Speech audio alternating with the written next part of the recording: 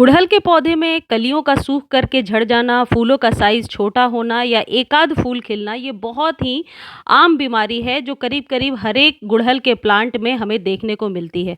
गुड़हल में कुछ इस तरीके से अब नई कलियाँ बनने लगी हैं।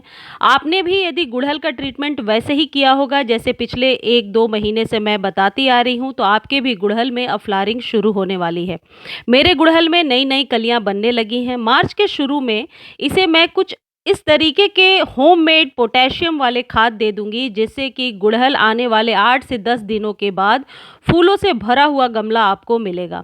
जिस तरीके से गर्मियाँ बढ़ रही हैं, आपको रिच फर्टिलाइज़र देने की ज़रूरत है और ज़्यादा से ज़्यादा आप होममेड ऑर्गेनिक फर्टिलाइज़र ही देने की कोशिश करें। देखिए मेरे कैलेंडुला में भी अच्छी फ्लावरिंग हो रही है और सारे प्लांट्स अभी अच्छे चल रहे हैं, हालाँकि धूप बहुत ही तेज़ है। लेकिन अभी पानी देने का एक ये नुस्खा है कि जब भी आप पानी दें, पौधों को नहलाते हुए पानी दें, पत्तियों का क्लीन होना बहुत ज़रूरी है।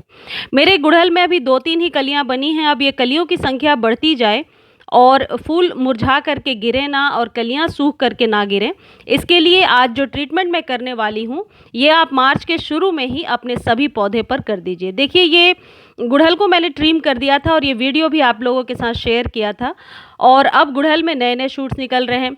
मेरे ये पुराने गुड़हल के स्टेम्स आप देखो कितने मोटे हो गए हैं, जबकि 10 से 12 इंच के कंटेनर में ही लगे हुए हैं।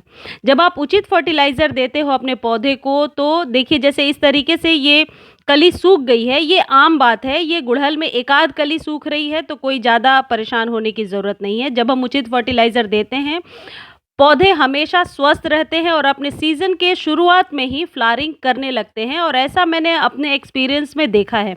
ऐसे ही मोगरा के साथ भी मैंने शेयर किया कि देखिए आप आज से 10 दिन पहले ही उसमें फ्लावरिंग शुरू हो गई, गुड़हल में भी शुरू हो गई, क्योंकि हर महीने सिस्टमैटिक एक आप कह सकते हैं फर्टिलाइज़र मैं अपने गुड़हल को देती हूँ और ज़्यादा से ज़्यादा अपने पौधों को मैं ऑर्गेनिक फर्टिलाइज़र देने की कोशिश करती हूँ।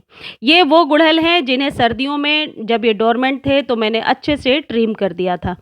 अब आपको करना क्या है, आपको चाहिए केले के छिलके। केले के छिलके मस्ट है, इसका कोई सब्स्टिट्यूट नहीं है कि इस जगह पे हम पोटाश डालेंगे या कोई और चीज़। आपको केले के छिलके ही डालने हैं। सबसे पहले वीड्स वगैरह जितने निकल आए हैं रेगुलर बेस पर आप उसे निकाल दिया करें, वरना ये जो जंगली घास होते हैं ये आपके पौधे से न्यूट्रिशन को खींच लेते हैं और बहुत जल्दी-जल्दी बड़े हो जाते हैं।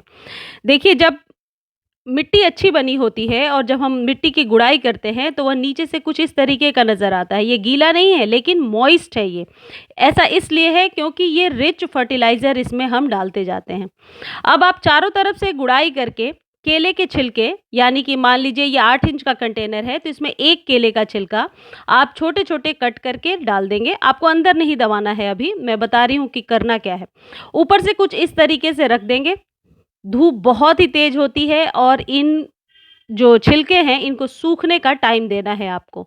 ऊपर से डाल करके छोड़ दीजिए। अभी कुछ दिन पहले मैंने शेयर किया था कि डीएपी डालना ज़रूरी है जितने भी परमानेंट प्लांट हैं। मैं डीएपी इसलिए नहीं दे रही हूँ क्योंकि डीएपी अभी 4-5 दिन पहले ही दिया है और महीने में 1 बार ही देना है।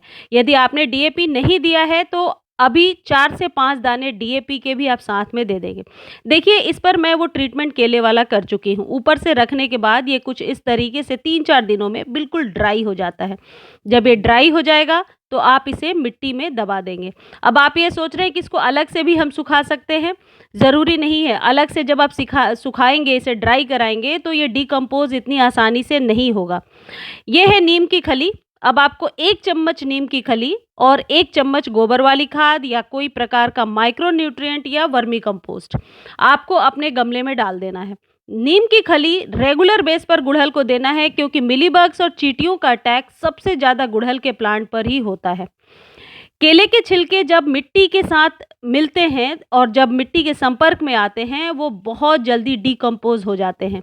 इसलिए जो प्रोसेस मैं आपको बता रही हूँ कि मिट्टी में ऊपर से रख देना है और 4-5 दिनों के बाद जब ये ड्राई हो जाएगा तो इसको किस तरीके से मिट्टी में दबाना है मैं आपको वो भी बताती हूँ।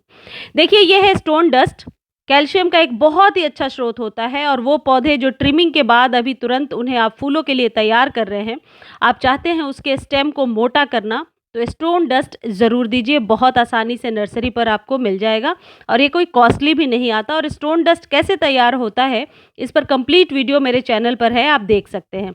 ये जो ट्रीटमेंट मैं कर रही हूँ, ये आपको महीने में 1 बार ही करना है, लेकिन केले के खाद वाला जो फर्टिलाइज़र लिक्विड मैं हमेशा बताती रहती हूँ, वो आपको हर 1 वीक करना है।